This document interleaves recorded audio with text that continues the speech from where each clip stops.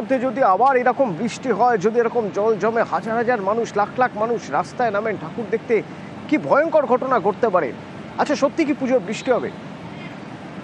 এই শনিবার থেকেই ভারী বৃষ্টি হতে পারে দক্ষিণবঙ্গে, সেই রকম একটা আশঙ্কার কথা শোনাচ্ছে হাওয়া অফিস। কি বলছে হাওয়া অফিস? কবে থেকে বৃষ্টি, ভারী বৃষ্টি, আগামী 48 ঘন্টায় বা তাপমাত্রা কি থাকবে, আবহাওয়া কি থাকবে?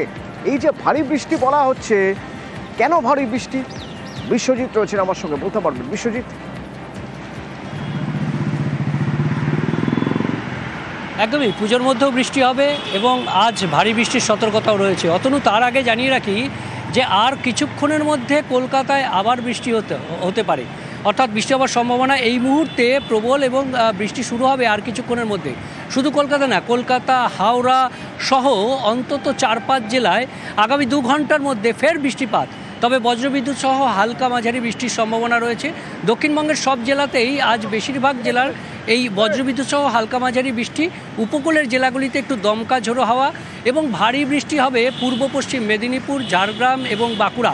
এই 4 জেলায় আজও ভারী বৃষ্টির সম্ভাবনার কথা জানাচ্ছে আলিপুর আবহাওয়া দপ্তর। কারণ যে নিম্নচাপটি ওড়িশার দিকে সরে গেছে, উত্তর ওড়িশা এবং উত্তর পশ্চিম বঙ্গোপসাগরে তার মূল অবস্থান হলেও তার লেজের একটা অংশ এখনও রয়ে গেছে গাঙ্গেয় পশ্চিমবঙ্গের ওপর। প্রচুর জলীয় বাষ্প ঢুকছে, তাই স্থানীয়ভাবে বজ্রগর্ভ মেঘ থেকে আজ বৃষ্টি হওয়ার সম্ভাবনা।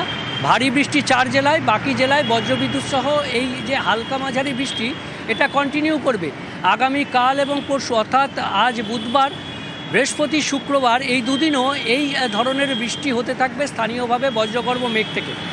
শনিবার আবার পরিবর্তন, আবার ভারী বৃষ্টির সম্ভাবনা, কারণ আগামীকাল একটি নিম্নচাপ তৈরি হচ্ছে।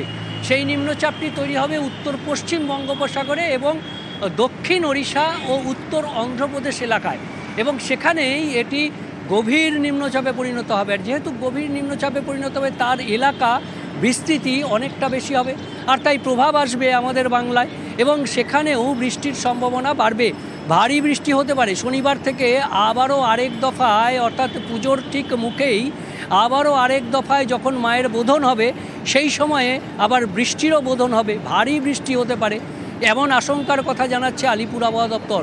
আবার শুধু এখানেই শেষ নয়, অষ্টমী নবমীর দিকে আরও এক দফায় ঘূর্ণাবর্তের প্রভাব বাড়তে পারে এবং সেক্ষেত্রে নবমীর রাত থেকে দশমী ভাসতে পারে দক্ষিণবঙ্গের বেশ কিছু এলাকা। এমনই পূর্বাভাস দিচ্ছে আবহাওয়া দপ্তরের বিজ্ঞানীরা। অতনু, ধন্যবাদ।